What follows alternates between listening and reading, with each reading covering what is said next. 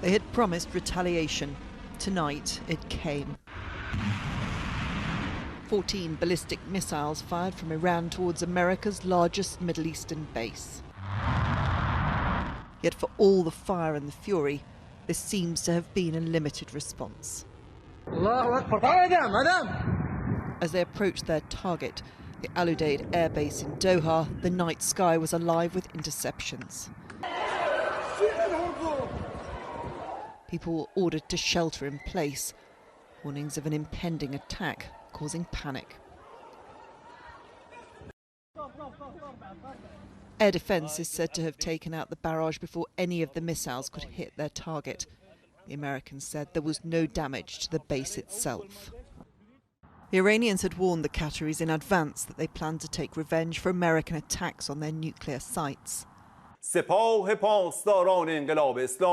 Revolutionary Guard statement insisting no act of aggression against territorial integrity, sovereignty or national security would go unanswered. As much as the barrage was portrayed as a warning to America, this was also a show of strength to the Iranian public, some of whom celebrated the attempt to humble the nation they see as the great Satan. Our Commander-in-Chief, Donald J. Trump. It's just over a month now since Donald Trump visited Udeid Air Base in Qatar as part of his tour of the Middle East, promising commerce over chaos. Tonight he responded to the attack, posting on Truth Social. Iran has officially responded to our obliteration of their nuclear facilities with a very weak response, which we expected, and have very effectively countered. Most importantly, they've got it all out of their system, and there will hopefully be no further hate. I want to thank Iran for giving us early notice. Perhaps Iran can now proceed to peace and harmony in the region, and I will enthusiastically encourage Israel to do the same. There had certainly been no sign of peace or harmony during the day. Tehran's skyline told of a war being waged on many targets. The nuclear strikes of the weekend, bringing no pause in Israel's bombardment. In one day, 100 airstrikes were reportedly carried out by 50 fighter jets. The targets said to be the infrastructure of the Iranian government, with, according to Israel, 100 of the Revolutionary Guard Corps killed in one hit. Also in Tehran, a symbolic strike on Evin prison, where thousands of opponents and foreign detainees are held. No prisoners escaped, but Israel's message to strike at bastions of regime control was clear. Iran's missiles continue to fall across Israel, hitting power plants and homes. According to Iran's armed forces, these are the strikes of day-to-day war, not retaliation for America's weekend attacks on the nuclear sites. Southwest, coming from the direction of Udeid. The attack on Udeid seems to have satisfied that desire and satisfied the Americans that it requires no further response. Emma Murphy, News at 10, Iraq.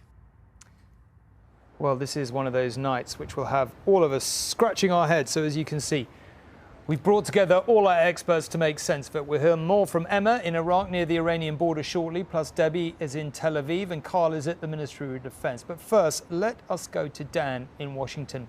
Dan, a lot of people tonight are going to be wondering what's really gone on here. It's certainly not like many conflicts we've got to know over the last couple of decades. Should we conclude that the conflict between the US and Iran is over for now?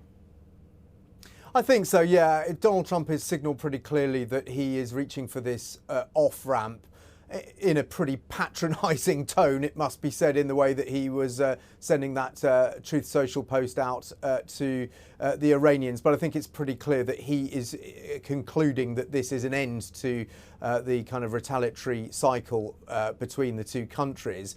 There are a lot of loose ends to tie up, though, more broadly. I mean, we don't know what's happened to the 400 kilograms of enriched uranium that were at Fordo. Are they still there? Were they destroyed? Have they been moved? What's happened inside there? Was it completely and totally obliterated, as Donald Trump suggested? Or will further strikes be needed to demolish what's left inside. And then, you've got the risk that Iran, OK, it might not seek to directly attack the United States, but it may use proxies, it may use terror organisations to hit multiple US bases. I mean, we've seen today that attempted strike on the base in Qatar, the biggest one that the US has in the region.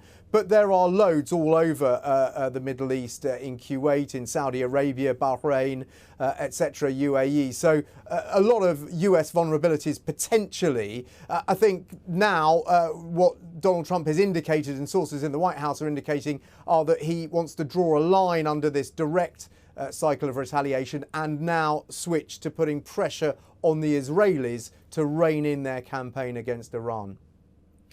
OK, Dan, thank you. But with UK forces, diplomatic personnel, business people and other Britons across the Middle East on higher alert tonight, Carl is at the Ministry of Defence for us to talk about all this. Carl, the Americans obviously knew this attack was coming. Did we? Yes, I think the British government did know that something was coming. David Lammy, the Foreign Secretary, today warned Brits in Qatar to shelter in place, quite a specific wording, and I understand that the MOD had also taken what I'm told are prudent measures to protect forces personnel at the Al Udeid base. There is a permanent British presence at that base. It's a small forward headquarters unit of the RAF who oversee operations in the region. I'm told they are all safe and accounted for tonight. So there will be some relief here that's gone, I suppose, as well as could be expected. But something else that has gone even better than expected, Tom, for all of us really, is that the price of oil has plummeted this afternoon. The biggest drop of Brent crude, one particular measure that we often look at, since 2022. And that seems to be an indication that oil traders have looked at this and have judged that the Iranian regime didn't go after energy infrastructure, didn't close the Straits of Hormuz to oil tankers, and seem to have carried out a strike which satisfies their honour without doing particular damage. This is being viewed on the oil markets anyway as de-escalatory. OK, Carl, thank you very much. Well, the first flights airlifting Britons out of Israel will arrive back in the UK shortly. It left before this latest escalation, and Debbie is in Tel Aviv. Debbie, presumably Israel, though, is still on high alert tonight. Well, Tom, given the number of munitions that Israel dropped on Iran today, more than 205 waves of attack, including on the prison you saw in Emma's report, we are braced for further missile launches from the Iranians if they still have the capability to mount the revenge that they have promised on Israel. We just don't know what the next few hours are going to bring, and that is why the 63 Britons that are about to land back in the UK will be breathing a big sigh of relief that they have made it out.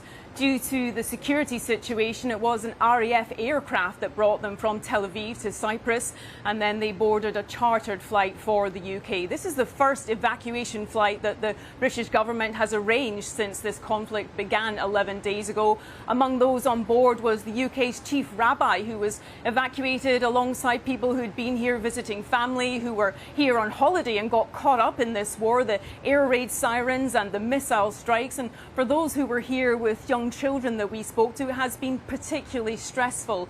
Tonight, most of the regional airspace has reopened, but many airlines, including British Airways, had already cancelled several flights to the Middle East. So for the many British nationals still in the region, it is still a worrying time, the continued uncertainty and the difficulties that they are facing to get home. Debbie, thank you very much. So what is going on here when all is said and done? What is clear is that the Iranian regime appears incredibly weak in the face of Israeli attacks. It can't defend its weaponry, it doesn't control its own skies, it can't protect its nuclear scientists or military or political leaders. The Israelis' intelligence on their movements and whereabouts seems quite extraordinary, and they have very limited means of striking back. So is it in fact teetering, or is it biding its time? And who better than Raghi to make sense of this? Look, you've followed Iran for years and years and years. We can say lots of things about the regime. It's dictatorial, but it's tenacious. It has a heck of a resourceful, has a heck of a lot of staying power. But there's another interpretation at the moment that it looks really weak and is teetering. What's your analysis of where it is? It's weak in the sense that it can't provide a meaningful strategic option to attack American or Israeli targets. And I think the limited attack, early warning attack on the Udeid Air Base gives us that information. But I think that I've got a slightly peculiar take on all of this. We love a peculiar take. Yeah, go on, give it to us. I think that the United States and Israel are providing an optionality of targets. Is this all about Iran's nuclear sites? No. They attacked Evin prison, which is the main holding place of the most high-valued opponents of the Iranian regime. They've attacked the cybersecurity building, which limits Iranians' ability to contact the outside world. Those aren't nuclear targets. So I think the optionality is we can go after your most prized possessions, which is your nuclear facility. We can also go after other targets, which loosens your control over the governance of Iran. There's a deal to be had. And Donald Trump's been very clear about that. He said, look, you know, I'll draw a line under it, as Dan was saying earlier, but you have to make a choice. The problem that Iran has is that it's a theocracy and it's governed by one supreme religious leader. He's not going to go after this deal.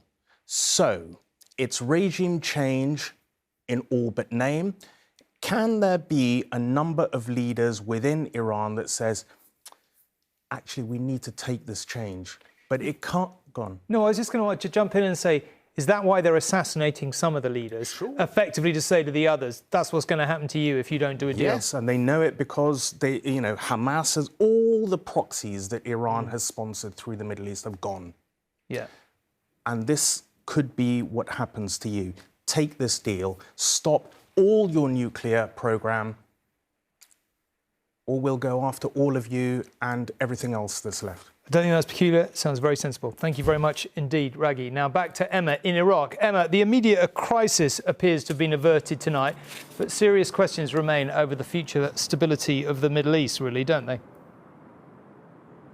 Indeed, and I think at this moment there is a sense of collective exhaling that we are not currently on that escalatory ladder towards even more violence, as it's felt that we could well be for the past few days. So I think this will be a moment for all nations in this region to pause and think about just how close everyone got to a really very desperate scenario. But I think also it will be a moment for people to reflect on what is still possible and what the perils still are, not least the fact that there are 400 kilos of enriched uranium somewhere out there, and that the actions that were taken over the weekend potentially compromise finding them or keeping a grip on Iran's move to any sense of nuclear armed power. And I think that is something that will really, really worry many in this region and many further afield. The reality is that there is not a military solution to this. It will have to be diplomatic. And now the pressure will really have to be brought to bear to get the different parties around the table.